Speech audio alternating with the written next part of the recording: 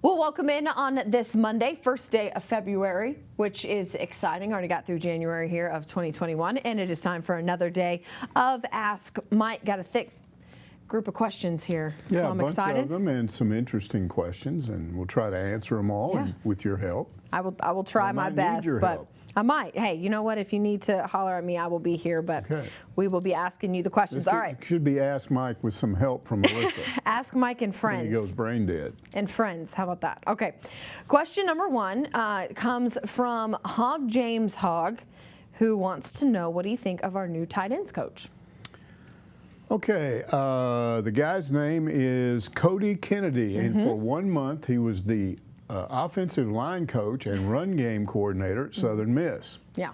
His previous attachment to Arkansas would be as a grad assistant at Georgia and worked with Sam Pittman on the O-line. So people are already asking, why do you hire an O-line coach to be your tight ends coach? And nobody knows for sure because Sam Pittman hasn't said anything about any of this stuff. We don't know anything about anything. They haven't even acknowledged any of this. So this is just stuff media people have basically gleaned from their sources. The theory is that Sam Pittman is about ready when he starts building his offensive lineup, and supposedly he's already done that, and they're bringing in some more people, and he's got everybody coming back, all the starters, and they're going to get bigger and stronger. So he's about ready to start playing bully ball. Bully ball would be you have a big O-line, you run the ball, you burn clock time if you get the lead. Yeah, you throw it some, but you want to really emphasize your running game, and if you do that, you need your tight ends to be better blockers. So you hire an offensive line coach to teach your tight ends how to block. So what do you do about the receiving part of the tight ends? And there's a belief that they will go out and find someone who was maybe an NFL tight end, good tight end in college, that can teach these tight ends the receiving part of it, but your main guy will be a guy that teaches them how to block better. And look, this is the fourth. There's actually been a new one today. There's a belief that Derek LeBlanc, who was the D-line coach, is about to go back to the NFL. Nobody knows why he's doing that. Jermile Ashley from Tulsa is supposedly the new D-line coach. Now, he's worked at Tulsa and Oklahoma State from the state of Texas, a very good recruiter. And if that's true, and we think it is, it's another example of an emphasis being placed on recruiting, although this guy is apparently pretty experienced D-line coach too. But the issue with all of this is there's been allegedly four new coaches hired. Now that's a lot for a new head coach. Sam Pittman, this is his first year as a head coach, and he's already had a 40% turnover in his staff in 1 year. That would raise alarms to me, unless there are reasons why. Now, again, we're told that some of this has to do with recruiting, that especially with the linebackers coach, they wanted somebody that recruited better, and so maybe that's what that is. You've lost legitimately your wide receivers coach simply because he went back home. So that's understandable. There's nothing you can do about that. But we don't really know for sure. We haven't gotten Sam Pittman's explanation for these other three staff changes, and that is a lot of staff to change in 1 year. So it's a little bit concerning to me. Well, and on top of that, you look at this with four new assistant coaches hired. They were hired, and then it was announced so-and-so's leaving or has been released, and we're replacing him with this guy. All of these coaches searches have really kind of gone under the radar, and we don't know about anything until they've made an announcement that there are going to be changes and who is going to be replacing him. And we're not used to that. No. Three of those coaches that are allegedly gone are still listed on the website as being there. So this is just media people telling you they're gone, and we're pretty sure they are.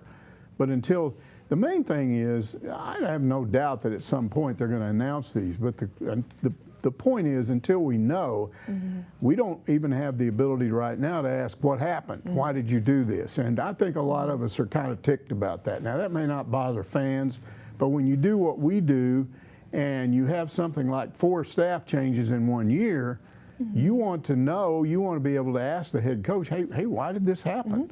And I'm sure we will at some point, but apparently it's not going to happen anytime soon. Well, we haven't talked to Sam since the season ended. You know, Right. we haven't even talked to him in person about the bowl game being canceled. Right. There was just a statement. So, again, you say fans might not be mad, but from a fan's perspective, you would think the people you're getting your information from, us, what other websites, what other media members you follow, you want them to be informed and deliver informed information to you. Well, and so you it know, is kind of hard right now when things are happening and we obviously are getting it secondhand in terms of the head coach isn't coming out and just saying it outright. And Sam Pittman gave us good access, and it's not really about us, but the access comes through us to go to the fans.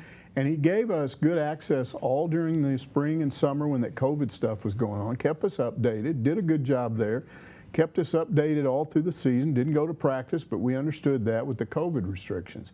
But we had good access, and then all of a sudden it was like he fell off the face of the earth when the bowl game was canceled. It was like Sam Pittman doesn't exist anymore. He's gone into this netherland where we don't see him, we don't know anything, we're reporting things that we're 99% sure of but haven't been officially announced. Yeah. So that's everything you want to know about the coaching change. Right. Yeah. It's just a different thing that we're dealing with right now, for sure. All right. Superhog 1959 says, I always thought of Kenny Hatfield as a good man and still believe he is, but he left Arkansas for Clemson with no notice. I heard Frank jumped Kenny after losing to Texas on the last play of the game. Do you think Kenny had resentment for Frank so much that he intentionally hurt the Hogs? No, there's a lot left out there, and that wasn't the reason why that happened. It's very complicated. It does start with the defensive coordinator, Fred Goldsmith, and Frank definitely believed that Fred Goldsmith screwed up at the end of that game and cost Arkansas that game against Texas, which was right at the end of the '87 season. I think they still had one game left out in Hawaii that they played, but it was the last Southwest Conference game. And so the story goes that Frank approached Hatfield after that game and said, look, I've had issues with this guy since you hired him. He's just not very good. I've been around him. I've talked to him. I don't think you're a great head coach. This guy is not a good enough defensive coordinator for you. I, Frank Broyles, have contacts with coaches all over the country. I know about coaching openings. All I got to do is pass the word around, and I can get you the best available defensive coordinator out there. We can really upgrade your program. And Hatfield said, thanks, but no thanks. I hire my own coaches. That really made Frank mad because he didn't just have an issue with Fred Goldsmith. He basically felt like Kenny was a really smart head coach, but Frank always built his programs around having the best assistant coaches. That's why we have the Broyles Award. That's why we have the Broyles Award. And Frank really felt like Kenny was really screwing up by having a staff that was way below his own abilities. And all he had to do was just upgrade that staff, and Arkansas would be really good. And Hatfield took the approach, look, you hired me to run the football program, you got to let me hire my own people. And I don't think it would have been an issue if he'd had good coaches. I personally think Frank was right and that Hatfield did have an issue with some of these coaches. I don't think in some cases, they deserved his loyalty because a couple of them ended up getting fired later on at other places for off the field things. So, you know, there were issues there, but the bottom line is Frank was so angry that he went to the chancellor and tried to get Hatfield fired. Now, the chancellor stood up to him and said, wait a minute, Hatfield's well known for being a non-cheater, and we're in a conference where a lot of people are cheating. He's doing it right. He's going to win 9 games this year, and you can't just fire a guy because you don't like who his coordinator is. Frank was a very practical guy. When you told him no, he didn't pitch a fit. I mean, he could have gone to people above the chancellor and said, I'm Frank Broyles, I have clout, chancellor won't do it, get us a new chancellor and I'll get somebody that will fire him. That's not the way Frank worked. What he did is he went out and found a way to get Fred Goldsmith another job, a promotion, a head coaching job. So, and I was in his office the day he was selling him to another AD. Oh, he's great. He's awesome. You'll love him. And he was lying through his teeth. He just wanted to get the guy out of there. So that happened. And then Frank also wrote a letter to all of Kenny Hatfield's assistant coaches and basically said, hey, he likes you guys a lot better than I do. This next year, you prove him right and me wrong, and then I won't have any problem with you. Well, guess what? It worked. They went to 2 straight Cotton Bowls. They won the Southwest Conference 2 straight years. So you could argue that Frank was meddling, But if he was meddling, it worked because he pressured those guys. But Hatfield was very resentful of what happened, and first opportunity he got to leave, which was to go to Clemson, he left. I don't think he was trying to hurt Arkansas. I just think he was not going to work for Frank Broyles because he felt like Frank had interfered or meddled in his program. So that's a long explanation for what happened. And I have a connection with Kenny Hatfield at Clemson. Well, yeah. Yeah, so I lived in right outside Greenville, South Carolina at the time, where Hatfield took over at Clemson, and my dad worked at the TV station at Channel 4, and they did Hatfield's coaches show. And they won the Orange Bowl that year, and Ken Hatfield gave my dad one of the whole staff, not just my dad, one of the Orange Bowl coins that you get as like a gift. And my dad still has it. So he's always told me, if you see Ken Hatfield, thank him for the chip. So he initially did well at Clemson, but eventually left there and went to Rice. Yeah. All right, Hob Hog says, my question last week regarding Will Wade was not from the Yahoo investigation, but the HBO documentary, The Scheme. Wade's audio is definitely played and extremely damning. Surprised Mike hasn't watched it. More surprised the NCAA hasn't acted upon it. I think that last one, he is implying that's sarcasm. Yeah. And this was a question from last week where he asked me about why he still has a job. Why Will Wade didn't get fired. And I did not know about the HBO documentary. I don't watch HBO. I don't get it at home. I don't think we get it here. Maybe we do. So I'd not heard about it. I only knew about the alleged transcript that was in the HBO article. And the answer I gave last week was probably the reason he hasn't been fired is he's claiming, hey, it's just a transcript. How do you know this really happened? Well, now the audio's out there. It's because I went online and looked at all of that. The Scheme was an HBO program about this FBI wiretap deal where they were after these so-called sports agents, and you could call them by different names, but they are people that had access to high school players and claimed to be able to deliver these players to certain coaches in return for money. Now, theoretically, they're taking this money and giving it to the players or the parents. What the FBI suspected was they were keeping some of it for themselves, not paying income tax on it. That's fraud. We're going to get you. So they weren't wiretapping to get these coaches. They were wiretapping to get the sports agents. And one of these guys, sports agent's name was, where's it down here? Dawkins. Can't see that. Is it Christian Dawkins? And they built the documentary around what Christian Dawkins said in interviews after he went to prison for a year. They sent him to prison for a year for doing this, for mail fraud. And so now he's the subject of this documentary, and so he's talking about, they actually had the wiretap on 3 of these coaches. One of them was at Kansas, the other I think was Arizona. But the one with Will Wade supposedly was more damning. Will Wade said more things that was questionable. And so they have this guy on and they play this thing, and I'm going to read from the quote here. This is Will Wade allegedly discussing a player that he's going to give money to through this sports agent. And Will Wade says, "I'm just sick of dealing with this. I went to him with a strong offer a month ago. I've made deals with players as good as him that were simpler than this." So that seems pretty straightforward. But here's the problem. He doesn't really say money. Now, Dawkins was asked about this. He came back and said he's 100% talking about money. And you have to take your hat off to him. That would be Will Wade.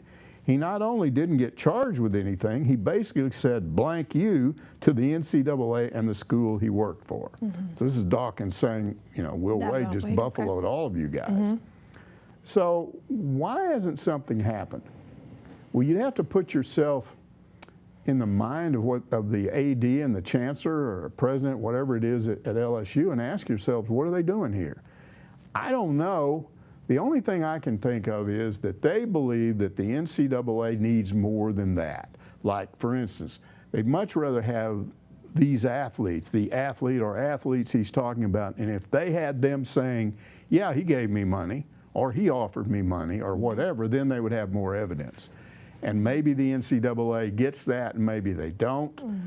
It almost seems like to me that LSU is gambling that the NCAA is not going to do anything to him about this phone call. They want more evidence. It's the only thing I can think of. Lou Holtz used to have this thing called the do-right rule. And basically the do-right rule was, I don't care about a bunch of evidence or stuff. If you admit to something I don't think is right, I'm not going to go through a big legal type thing with you. I'm just going to discipline you. So if LSU was operating under the Lou Holtz do-right rule, they would have just simply said, we don't like the sound of this. We're pretty sure what you're doing here is wrong, and you're going to get us in trouble, so we're going to stay ahead of the curve, and we're going to get rid of you right now. They didn't do that. So they're gambling, in my opinion, that the NCAA is not going to be able to come up with other evidence and nothing will come of this. It'll just go away. I can't see it going away. Yeah. I do believe that the NCAA is probably working behind the scenes to try to find out who he's talking about, provide some sort of documentation that they got money and that they went to LSU, and therefore you've got him actually doing this. But the bottom line is the NCAA doesn't announce its investigations. It doesn't explain it. It doesn't give us updates on what they're doing. They'll just pop up one day if they feel like they have enough and they'll send a letter of inquiry to LSU, and then you will be in trouble. They will say, we found out this about you, and we'll give you a chance to answer these charges, but we're fixing to come down on you unless you can explain this away. And so it could just pop up out of the blue one day. But my long-winded answer ends in this. It just sometimes takes longer than you think, but I wouldn't assume that Will Wade is in the clear. I think at some point, they'll get to the bottom of this, and they'll get the further evidence that they need, and he will have to pay for this. A few years ago, there was that whole rumbling about college basketball and just the way that it worked, and it almost sounded like so many coaches were on the hot seat. Yeah. But a lot of those guys still have their jobs. It all went away. Yeah. And part of the problem was this was not a scheme to get the coaches. It was an FBI thing to get these sports agents, and they got them. And an assistant coach at Auburn. Yeah, and one assistant coach. But again, it was because they said he got money. Right. It's the idea that you got the money, not that you gave it to somebody, but that you got it. Right. And so that part of it is out of the way. The issue is now what do you do to these people that are actually giving the money and buying players? And I still believe something will happen eventually. We'll see. All right, Keith on Facebook asks, how much longer are the UA admin and coaches going to put up with the SEC office screwing the Hogs on the football schedule year after year in other sports too? That's question number one. Question number two, why did Muss have Vanover in at the end? He's not the one we want shooting a game winner. Yeah, and once again, I'd point out, this question comes on Facebook, and if you're on Facebook, you can get on our Facebook page and ask an Ask Mike question, and we'll answer too. It doesn't have to come from Hogville. As far as the schedule being a screw job to Arkansas, the one that was just announced, it's not.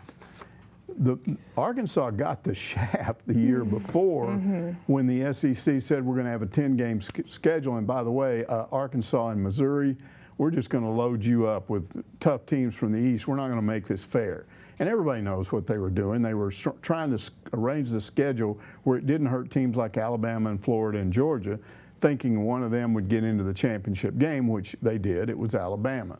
And in doing so, they kind of gave it to schools like Arkansas and Missouri and a couple others. So last year was when it happened. Now this year what they did was they just reverted back to whoever your rotator was. Keep in mind that every SEC school plays 6 conference games against the other 6 teams in their division, because there's 7 teams in a division, not counting yourself. So you play those 6 teams every year, and then you have to play 2 teams from the other side. In this case, it's the East for Arkansas. One of those teams is permanent, that's Missouri. Play them every year. The other rotates, and it's used to rotate at their place, then at your place. But now they've changed it to you play them, and then who knows when you play them again. And so Georgia was due to pop up in 2020 on Arkansas' schedule. 2021. I'm sorry. Well, no, they were 2020. They were supposed to be on the 2020 schedule, and then it got changed because of COVID. If you take no, they were supposed to be on the 2021 schedule. They moved it. They moved. Tennessee was who Arkansas was supposed to play in 2020. Well, anyway, they've moved everything to what it would be next, right? Okay. Yes. So they were supposed to play. So Arkansas was scheduled to play Missouri and Tennessee in 2020. Obviously, Missouri is the permanent one. They added Georgia and Florida. Right. And 2021 was always going to be Georgia. It was always going to be Georgia. So could the SEC have been nice and given them Vanderbilt last year instead of Georgia, since they were already playing Yes. Georgia? But the problem, with what I'm trying to point out, was the problem was last year, not this year. This year, you're going back to what you were always going to do. This year was not new. Yes. Yeah. So you can't complain about the schedule this year because it's what it was always supposed to be in 2021. So I don't have an issue with that. The other part of that, and this is implied, he didn't say specifically what he was mad about. I'm assuming that he's upset because Arkansas only has 2 SEC home games. Well, that's not the SEC's fault. Arkansas controls that because this year, 2 of their home games are at actually remote locations. One of them is the Missouri game in Little Rock, and the other is the A&M game in Arlington. Now, Arkansas could control both of those things. Where I think they've made a mistake was a few years ago. They should have realized this and rotated it differently to where the Missouri game was not the same year that Arkansas played a home game, that a home game was considered a home game in Arlington, so that you don't lose 2 games, you just lost 1. But this whole thing could be solved really easily. Number one, you could simply go to the War Memorial people and say, look, let's talk turkey here. We don't want to lose SEC games, home games. So we've already agreed to start playing in-state schools. What if we just start playing in-state schools in Little Rock every other year? We'll play UCA, we'll play UAPB. They play UAPB. I mean, if I'm UAPB, I'd want to play at War Memorial. You'd be able to get more fans. And you might eventually even get Arkansas to agree to play Arkansas State. That would be a way to keep playing that game in Little Rock, but not take away an SEC home game from you.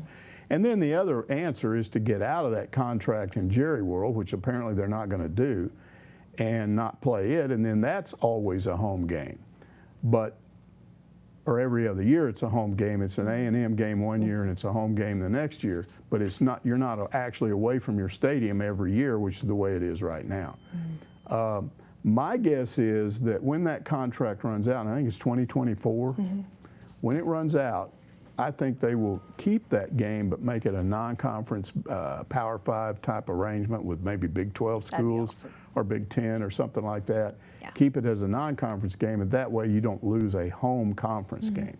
But the answer to your question is, number one, Arkansas didn't get any worse treatment than anybody else this year. They just got on the 2021 schedule, they got the team Georgia that they were originally scheduled to play in 2021.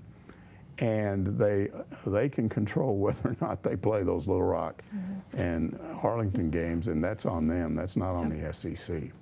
All right, there was a second part to that question, and that was about Vanover being in the game. Okay, look, Vanover was in the game because Jalen Williams was hurt.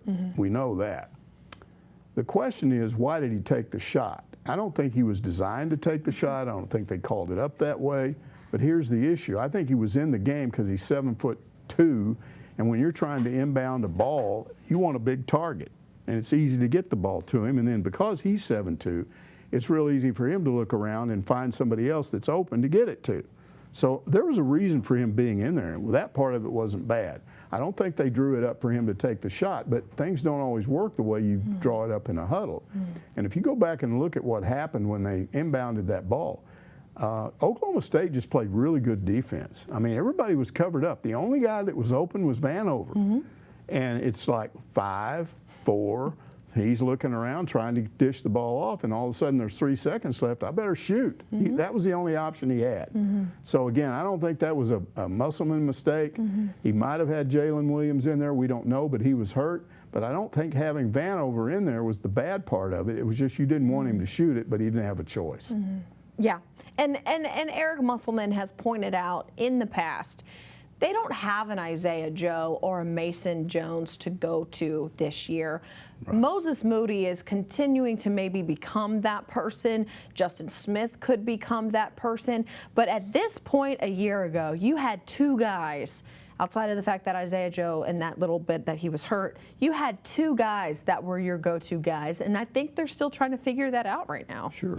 But if your go-to guy's not open And Yeah, it's you're one hopefully go-to guy. There's 3 seconds left. Whoever's got the ball in their hands had better shoot. Yeah, you'd be mad if he didn't shoot the ball. Yeah. So, all right. Austin Hog fan says, just curious to hear if there's any grad transfers in the mix for Arkansas football right now. All right, I went to Otis Kirk, our recruiting guru, for this because he covers recruiting better than anybody. And he says that on signing day, which is coming up, no, they won't announce anybody, and certainly no grad transfers. But he thinks they've got 3 slots left. He says they will wait as the semester unfolds, more and more players will decide at other schools, I'm entering the portal. And so they're going to wait until they see the right guy, somebody they're really interested in, and then that's when they'll come forth with an offer. So you may see this happen not all at once, but as the semester evolves going into summer school. But he thinks they will add probably 2 D linemen and a linebacker, and does think it will happen, but not anytime soon. Yeah, wait till everyone's spring ball's over, and then you'll hear some news, Then you'll really hear some stuff. All right, Con el Cerdos, which means with the hogs in Spanish, wants to know, any chance Sam would bring his old buddy Jim Chaney back to Arkansas? Chaney has a year's salary coming from Tennessee, so he could wait a year without a sweat.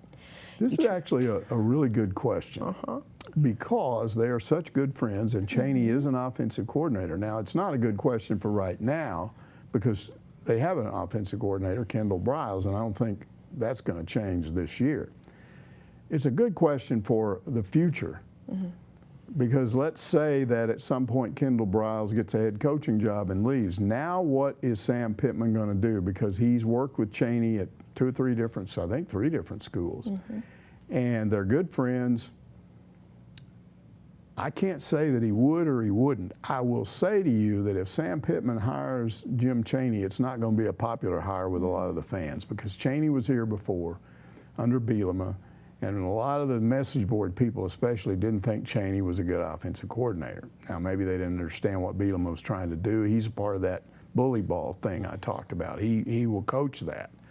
So it's entirely possible if Pittman gets a big, massive offensive line, one of the best in the country, and he wants to play that kind of ball, that Jim Chaney would be the ideal offensive coordinator for him. I don't see an exciting or interesting offense under Chaney. It's more of a ball control thing and a power over you type of thing, and I just don't think the fans, I guess if you win, it doesn't matter, but it's not. I don't see it as a real exciting offense. But here's the other thing about that, when you think about that hire.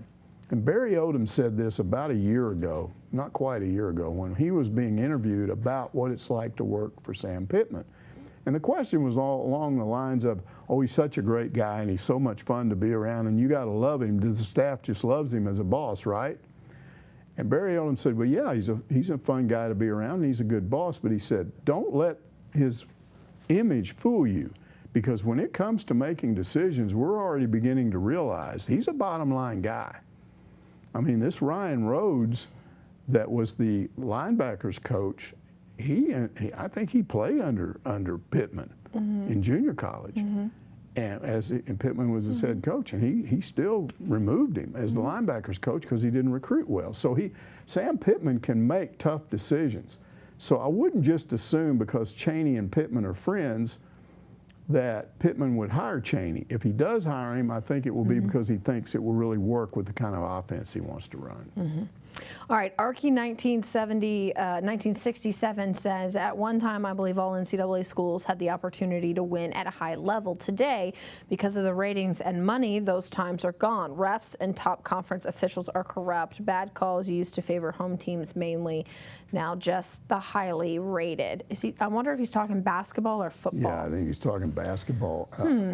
I've heard that. I think a lot of fans believe that in the old days, the refereeing was just biased toward the home team. Now it's biased toward whoever's the good team, whoever might do well, like in the postseason. Sort of like what we were talking about with what the SEC did with the schedule for the football teams. That's going too far for me. I don't think that's going on. I don't think that the word is out to the Southwest Conference officials, hey, let's protect Alabama and LSU and some of these teams because we want them to do well in the tournament. Here's what I think has always happened with basketball. I think it's one of the most difficult sports to officiate because of the way it's played. There's all kinds of things going on that you can be out of position and think you see something when you didn't. And then there's this additional thing where it seems like every so often they come up with new ideas about what you're going to do.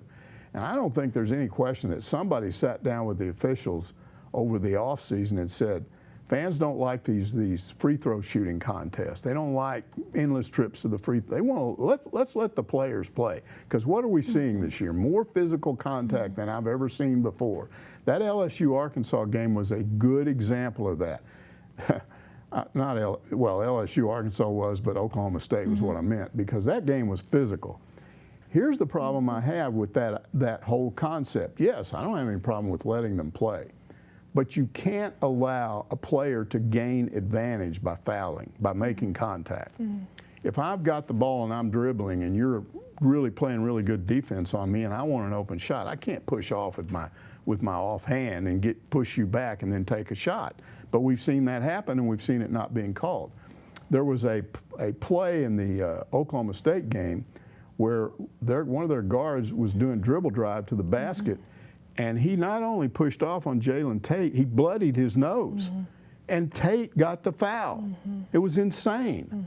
Now, to me, this is a problem with you've got 3 officials on the floor and the other 2 are not overruling something that they probably saw and this guy didn't see.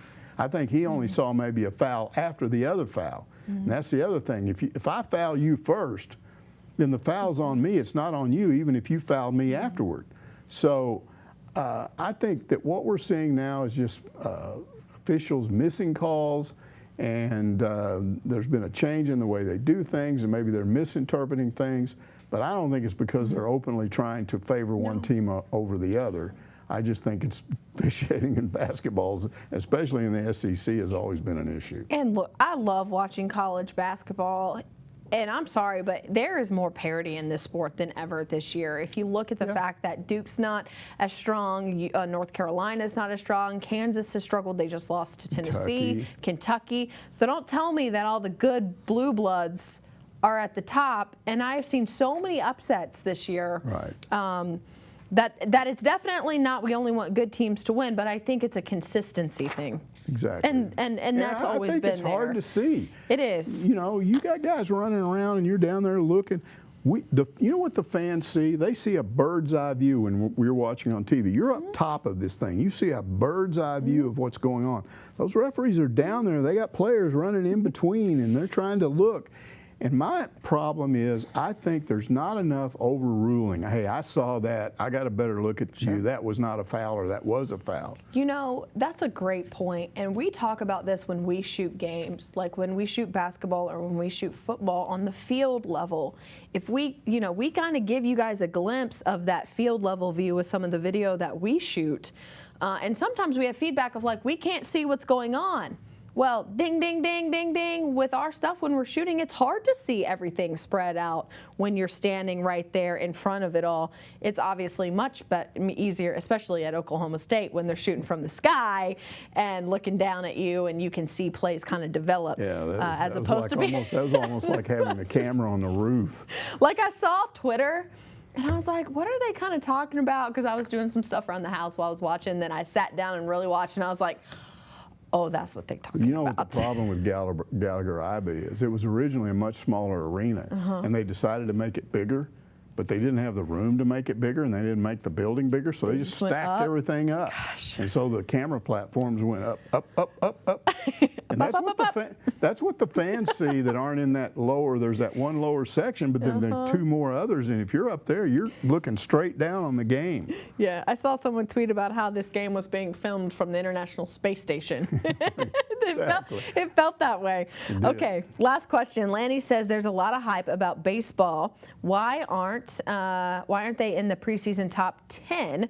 Why all the high expectations? Well, they're just outside the top 10, but why are they not?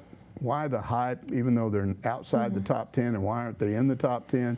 Dave Van Horn addressed that the other day. He says it's mostly because we're not set necessarily with our weekend rotation, and some of these other schools are. Pitching is a big deal at any level, but it's certainly important in the SEC.